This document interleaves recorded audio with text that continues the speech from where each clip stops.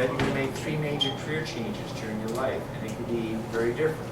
So I'll use myself as an example. When I first finished my doctoral degree, I worked for 2 years at a university doing some research.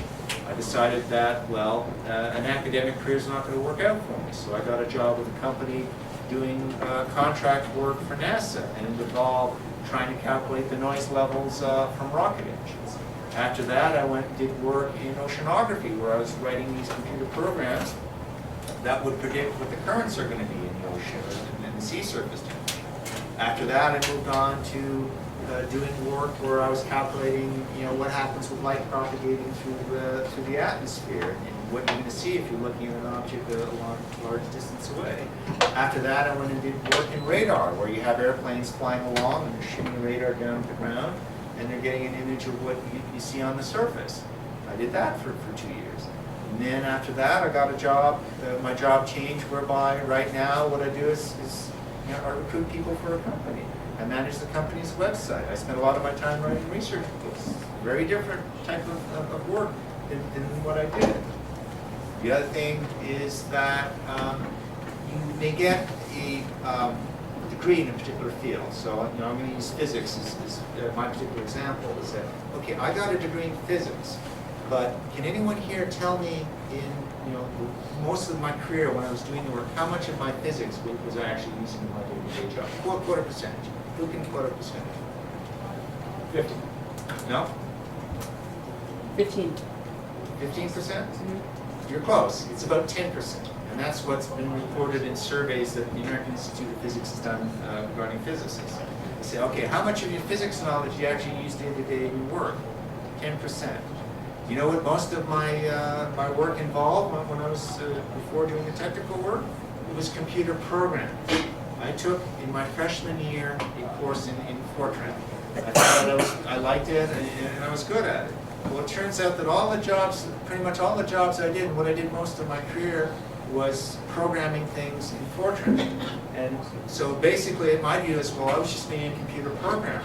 But you know what was interesting when I talked to the companies that were interviewing me to hire for the job?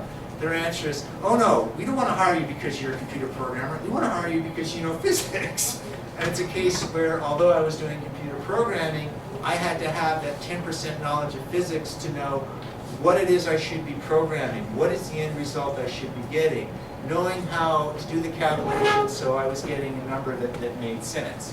Now, a computer programmer could sit down and do the programming, but they would know what equations to code up, they would know what numbers should go in, what numbers they should get out, and that's where the 10% of my physics made the difference between my being hired for the job versus a computer programmer. So those are just some thoughts about a career. To end off, basically, the message I want to give to you guys is, success requires having a vision of the goal you want to achieve. Okay? It requires that you make a plan, and then you got to work toward it. So right now, I assume all of you guys are going to be going to college, you're finishing high school. Your goal right now pretty much should be, okay, deciding what major I want to do, and then being able to pursue that till you get the bachelor's degree. Once you get the bachelor's degree, you're sort of at a natural point. You can decide, all right, I've had enough education. I'm sick of it. I want to get a regular job. That's fine. Or when you finish the bachelor, you may be at a point, no, I'm still excited about what I'm learning. I really like to, learn more about research or specialize more in this area. I'm going to go on and do a master's degree. And when you finish the master's, you can decide to do a doctorate degree as well. But the point is, you set yourself a goal, you work towards the goal, and once you get to that goal, you just go around and say, okay, what's my next goal? All right, I just want to conclude with a cartoon for everyone's amusement.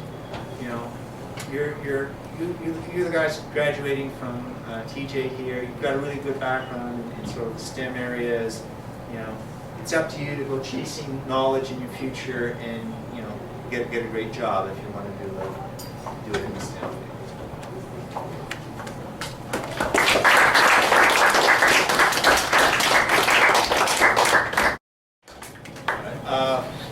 Any questions?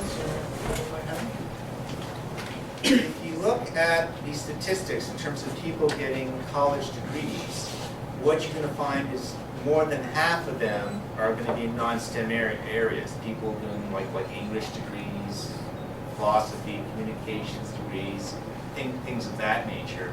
Part of the reason I think is it's easier for people to get those degrees than sort of the STEM, because the STEM you've got to have a really strong math background at a minimum, and that's a challenge for a lot of people. Part of it is that the science jobs tend to be more sort of basic research, and so the view of society is, okay, yeah, I want to spend some money to invest in something that will be a discovery that they may help in the future, but that's not as important as paying the engineer to design the new iPhone that I can use now and make use of. So I think what you're seeing is there's a fact of a differential in salary. The engineers will be making more than the scientists because society sees an immediate value for what they're doing, and people often, the more they get paid, typically their satisfaction is higher. For engineering, is the salary gap between a master's degree and a PhD a really big gap, or is it not as big compared to the other fields? Because I've heard that. You're hitting on a really good question. Okay, what you'll find in the sciences, somebody with a doctoral degree makes a lot more than a master's degree.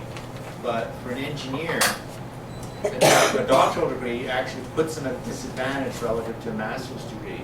So if you have a doctoral degree in engineering, they tend to view you as being someone who's going to go teach at a university. Whereas a master's degree is sort of the optimal in terms of having a lot of depth of knowledge and then still being able to apply that to solve and design things that